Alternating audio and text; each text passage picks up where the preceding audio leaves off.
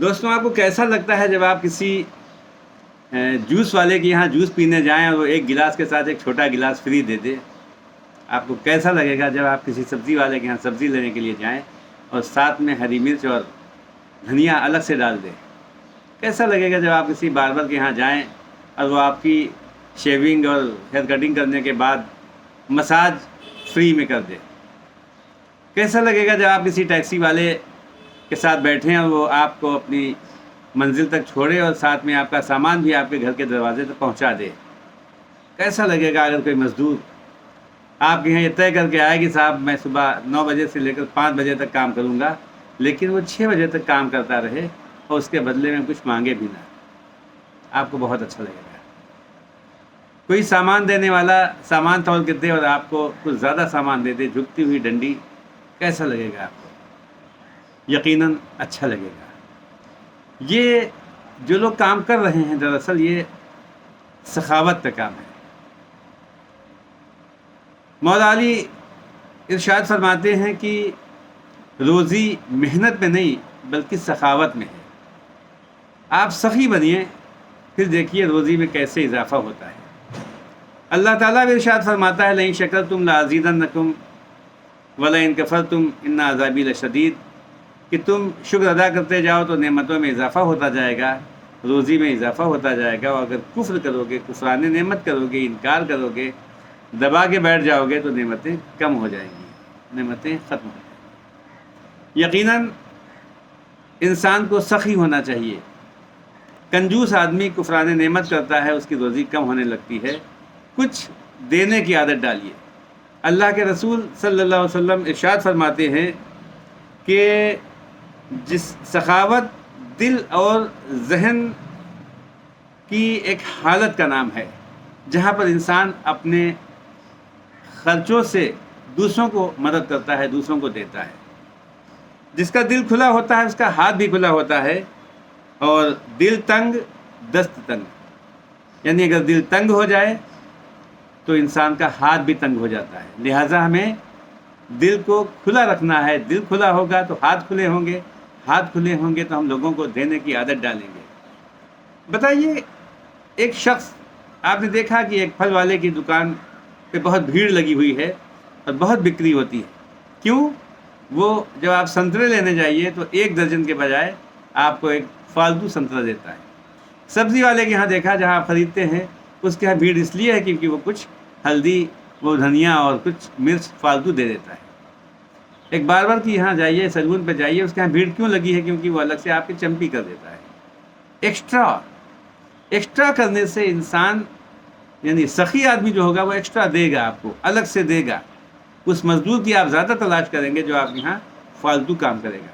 اس taxi والے کو بھی آپ تلاش کریں گے جو آپ کے گھر کے دروازے تک آپ کا سامان بھی پہنچا دے گا، جبکہ یہ اس کی ذمہ داری نہیں ہے۔ آپ کو بتاؤں، بہت معمولی سا واقعہ ہے۔ ایک امیر آدمی تھا، سمندر کے کنارے رہتا تھا، اور اس نے اپنے بچوں کو گھمانے کے لیے آس پاس کے جزیروں تک لے جانے کے لیے ایک بہت ہی اچھا ایک ہاؤس بوٹ تیار کیا تھا۔ بہت شاندار بوٹ تھی۔ بوٹ خراب ہو گئی تھی، کافی دن سے استعمال نہیں ہوئی تھی۔ بچوں نے ضد کی کہ ہم لوگ سیر کرنے جائیں گے، تو اس نے ایک کارپینٹر کو بلایا، ایک کلر کرنے والے کو بلایا، پینٹر کو، اور اس سے کہا بھیا اس کو ذرا رنگ روغن سے آراستہ کر دو، خوبصورت ہو جائے۔ اس پینٹر نے اس کو رنگ روغن کے ساتھ بہت ہی خوبصورت سے بنا دیا، اور اس کے بعد وہ چلا گیا۔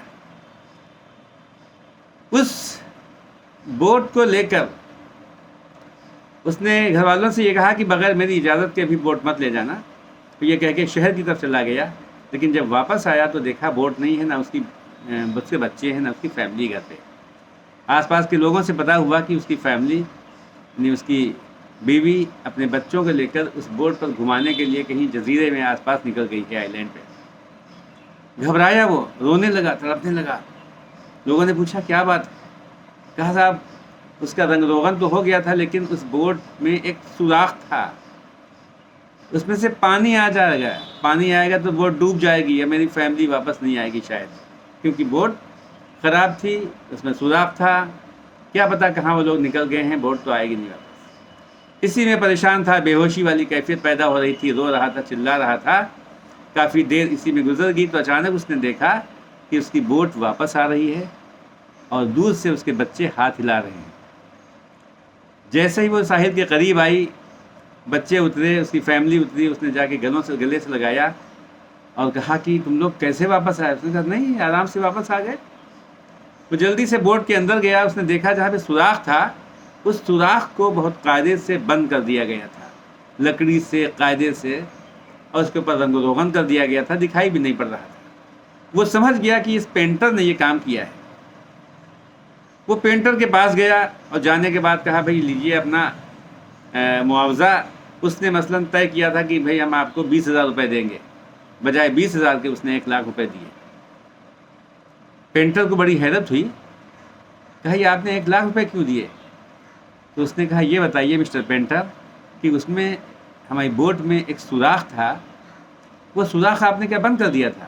کہا ہاں، مجھے کارپینٹر والا کام بھی تھوڑا بہت آتا ہے، لہٰذا میں نے دیکھا کہ سارا کام ہو گیا لیکن ایک سوراخ ہے تو میں نے سوراخ کو بند کر دیا تھا، جبکہ میری ذمہ داری نہیں تھی۔ اس نے کہا دوست، تمہارے اس سوراخ کے بند کر دینے سے میری فیملی بچ گئی، میری زندگی بچ گئی، ورنہ میرے آج بچے میرے پاس نہ ہوتے۔ آپ نے غور کیا؟ اس کی ذمہ داری نہیں تھی، اس پینٹر کی، اس کی رسپانسبلٹی نہیں تھی کہ وہ سوراخ کو بند کرتا ہے، وہ کارپینٹر کا کام تھا، لیکن اس نے دیکھا کہ اس کی ضرورت ہے، اس نے اس سوراخ کو بند کر دیا، کچھ ایکسٹرا کر دیا۔ سبزی والا ایکسٹرا دیتا ہے، بار بار ایکسٹرا دیتا ہے، پھل والا کچھ ایکسٹرا دے دیتا ہے، مزدور ایکسٹرا کام کر دیتا ہے، تو آپ کو بڑا اچھا لگتا ہے۔ تو کیوں نہ ہم بھی کچھ ایکسٹرا کرنے کی عادت ڈالیں۔ یقین مانیے روزی میں اضافہ ہوگا، برکتیں نازل ہوں گی، اور وہی قول صادق آ جائے گا کہ روزی محنت میں نہیں بلکہ سخاوت میں ہے۔ آئیے ہم سخی بنتے ہیں، اپنے دل کو بڑا کرتے ہیں۔ دل بڑا ہوگا تو ہاتھ بڑا ہوگا، ہاتھ بڑا ہوگا تو رزق بڑا ہوگا، اللہ تعالیٰ کی نعمتیں، اللہ تعالیٰ کی برکتیں شامل حال ہو جائیں گی۔ آج جب رزق میں تنگی ہوتی ہے تو انسان کے اندر انگزائٹی پیدا ہوتی ہے، ڈپریشن پیدا ہوتا ہے، ٹینشن پیدا ہوتا ہے، اور اس ڈپریشن، ٹینشن، انگزائٹی کے چکر میں انسان پریشان ہو جاتا ہے، اس کی زندگی بیکار ہو جاتی ہے، سماج کے لیے وہ فائدہ مند نہیں رہتا ہے۔ آئیے سخی بنیں، دینا شروع کریں، دینے کی عادت ڈالیں، یقین مانیے گا بڑے فائدے ہوں گے، بڑی پرسکون زندگی۔ ٹھیک ہے، پھر ملتے ہیں، ہم لوگ بات کرتے ہیں۔ اگر آپ کو اچھا لگا ہو تو پلیز سبسکرائب کیجئے اور اس کو شیئر کیجئے لوگوں میں۔ کسی کا بھلا ہو جائے گا نا تو ثواب جاریہ ہوگا۔